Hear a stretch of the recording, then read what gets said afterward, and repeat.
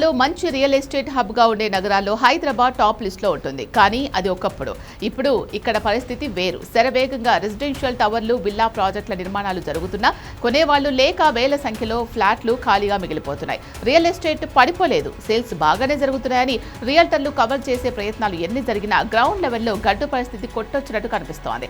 Hyderabad real ఎస్టేట్లో విచిత్ర పరిస్థితి నెలకొంది. ఒక పక్క ఖాళీ లేకుండా ఫ్లాట్లు, విల్లాల కట్టడాలు జరుగుతుంటే మరోపక్క సేల్స్ లేక వేల సంఖ్యలో ఫ్లాట్లు ఖాళీగా మిగిలిపోతున్నాయి. సిటీ వ్యాప్తంగా ఉన్న అపార్ట్మెంట్లలో దాదాపు 80,000కు పైగా ఫ్లాట్లు అమ్ముడవ్వకుండా ఖాళీగా పడి ఉన్నాయి. ఒక అంచనా ప్రకారం అమ్ముడు పోకుండా ఉన్న ఈ ప్రాజెక్టుల విలువ 1,00,000 కోట్ల రూపాయలకు పైగానే ఉంటుంది. డిమాండ్కు మించి భారీగా కొత్త ప్రాజెక్టులు కట్టేయడంతో ఇప్పుడు ఎక్కడ చూసినా ఫ్లాట్లు మిగిలిపోతున్న సమస్య స్పష్టంగా కనిపిస్తోంది. ముఖ్యంగా ఐటీ రంగంలో ఉన్న అనిశ్చితి, పశ్చిమాసియాలో టెన్షన్లు, యుక్రెయిన్ రష్యా యుద్ధ ప్రభావం దీనికి ప్రధాన కారణాలుగా తెలుస్తోంది. రాబోయే రోజుల్లో ఎక్కడ ఆర్థిక మాంద్యం వస్తుందో అన్న భయాలు కొనుగోలుదారులను పెట్టుబడులు పెట్టకుండా వెనక్కు లాగుతున్నాయి. దీనికి తోడు డెవలపర్లు ఇష్టానుసారంగా రేట్లు పెంచేయడం సామాన్యుడికి అందుబాటులో లేకుండా చేస్తోంది. కొందరు బిల్డర్లు సోల్డ్ అవుట్ అని ప్రచారం చేసి కృత్రిమ కొరత సృష్టించి మరీ ధరలు పెంచేశారని, అందుకే ఈ పరిస్థితి వచ్చిందని విశ్లేషకులు అంటున్నారు. సాధారణంగా ఒక ప్రాజెక్టు పూర్తయ్యేసరికి 90% ఫ్లాట్లు అమ్ముడైపోతాయి. కానీ ఇప్పుడు ప్రాజెక్టు పూర్తయి నెలలు గడుస్తున్నా సగం ఫ్లాట్లు కూడా అమ్ముడవ్వని పరిస్థితి నగరంలో ఉంది.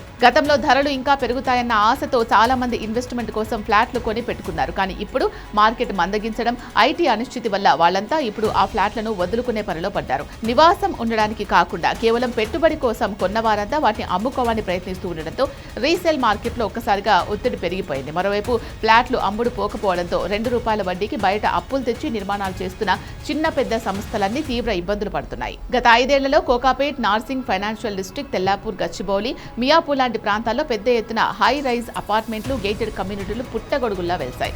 ఇప్పుడు ఈ కీలక ప్రాంతాల్లోనే వేలాది ఫ్లాట్లు మిగిలిపోయాయి. గచ్చిబౌలి, తెల్లాపూర్, పుప్పాలగూడ ప్రాంతాల్లో సుమారు 8,000 ఫ్లాట్లు అమ్ముడు కాకుండా ఉన్నాయి. కోకాపేట్, నార్సింగి, ఫైనాన్షియల్ డిస్ట్రిక్ట్ పరిసరాల్లో కూడా వేల సంఖ్యలో ఫ్లాట్లు ఖాళీగా దర్శనమిస్తున్నాయి. అటు ఎల్బీ నగర్, ఆదిభట్ల, కొంపల్లి లాంటి చోట కూడా పూర్తయిన ఫ్లాట్లు నెలల తరబడి ఖాళీగా ఉంటున్నాయి. జీహెచ్ఎంసీ, హెచ్ఎండిఏ పరిధిలో అనుమతులు పొందిన మొత్తం 5.3 లక్షల ఫ్లాట్లకు గాను ఇంకా 80,000కు పైగా ఫ్లాట్లు అమ్ముడు పోలేదని సమాచారం. క్షేత్రస్థాయిలో పరిస్థితి ఇంత సీరియస్ గా ఉన్నా డెవలపర్లు, బిల్డర్ల అసోసియేషన్లు మాత్రం హైదరాబాద్ రియల్ ఎస్టేట్ మార్కెట్ స్థిరంగానే ఉంది, మందగమనం అనే మాటే లేదని చెప్తున్నారు. దేశంలోని మిగతా మెట్రో నగరాలతో పోలిస్తే మన మార్కెట్ ఎప్పుడూ మెరుగ్గానే ఉంటుందని ప్రచారం చేస్తున్నారు. ఏదేమైనా నోట్ల రద్దు, కరోనా లాంటి గడ్డు పరిస్థితులను తట్టుకొని నిలబడిన హైదరాబాద్ రియల్ ఎస్టేట్ ఇప్పుడు మాత్రం భారీ సవాళ్లనే ఎదుర్కొంటోంది.